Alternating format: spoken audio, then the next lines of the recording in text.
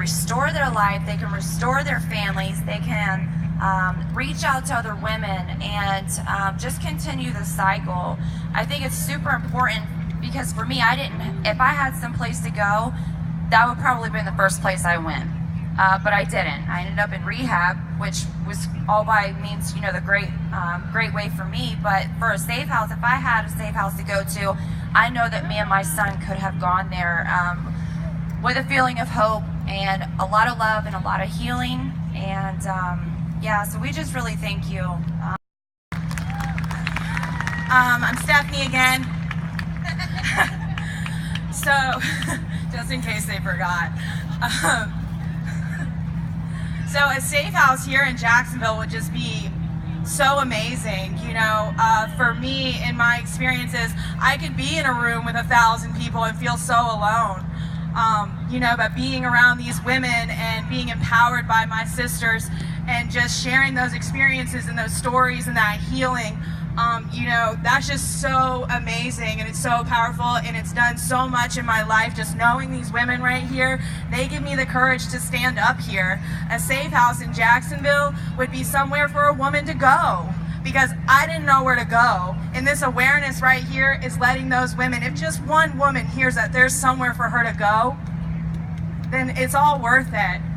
So a safe house being somewhere for women to find that healing and to find that safety and to find that community and to find that love, I think is just one of the most amazing things I've ever heard of in my life. Because, man, when I was on my knees in the hotel room and I thought there was nowhere to go, but there is, and it's right here in Jacksonville, and it's changing lives.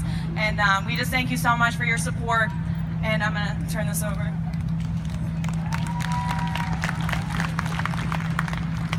So when I met Her Song a little less than a year ago, and I heard about this safe house, I don't know, I was just like, oh my God, I got to be a part of this. This is so amazing. In the 10 years that I was being trafficked, I ran so many times. I would just leave everything I had right there and just go. But the problem was, I had been trapped in his life so long that I had nowhere to go. I had no family, I had no friends, everybody had just turned their back on me because they thought that I wanted to be out there, that was my choice. So the thing was with this safe house, I would always, when I would leave him, I would always have to go to his friends. It would be people that he knew. It's in his circle. So it wasn't hard to find me. And he would come looking. Trust me, he came looking. And when I heard about the safe house, it's not even just the housing. It's everything else that comes with it. I was so lost. I had no idea who I was anymore. I didn't know my own identity. I didn't know what my goals. I had no goals. I had no dreams. Death looked good to me, for real. I didn't even have a life anymore. I didn't own my life. So the fact that this house is not only a safe place for these women to be, but it has a transitional phase. There's 3 different steps to this housing. And the first one is these girls get to rest. And the resting part is amazing, and people don't understand, that's the part where these women are going to actually be able to find themselves again. Find out who you are. What are your dreams? What do you want out of life? And then after that, then we go into transition. They need job training. I had never worked a day in my life. Never. I was, like I said, stay-at-home mom, PTA mom. My husband took care of me. So when he left, I lost everything. I didn't know how I was going to make it. I had no job skills at all. And then that third phase where you get to transition and you get to get your own place. You get your driver's license. You get to buy your own car. That feels good. I got my own apartment now. When I walk in my doors every night after a hard day at work, I'm like, hey, I'm doing this. This is me. I'm doing this. And so, this safe house, I want these women to have that feeling. This is the best feeling in the world, to know that I am free today. And I thank God and Her Song, because these women have been amazing in my life. And it's been less than a year, and I'm working on so many different things coming into my life. My children, my family, everybody's there now. And they had no idea what I was really going through. But the problem was, nobody reached out to help me because they didn't know. So awareness right now is so needed. We need to bring awareness. Everybody, talk to your friends.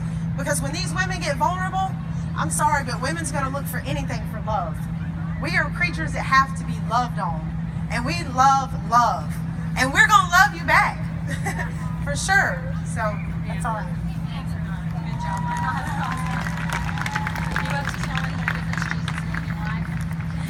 You know, as believers, we know that there's no real healing except for the power of Jesus to change lives.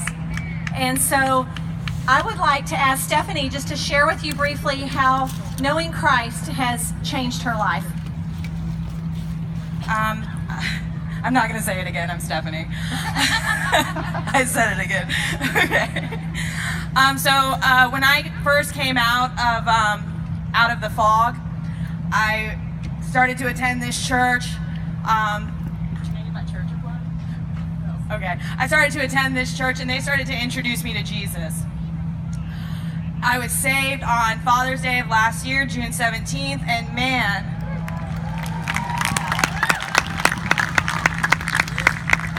that's where I found my healing.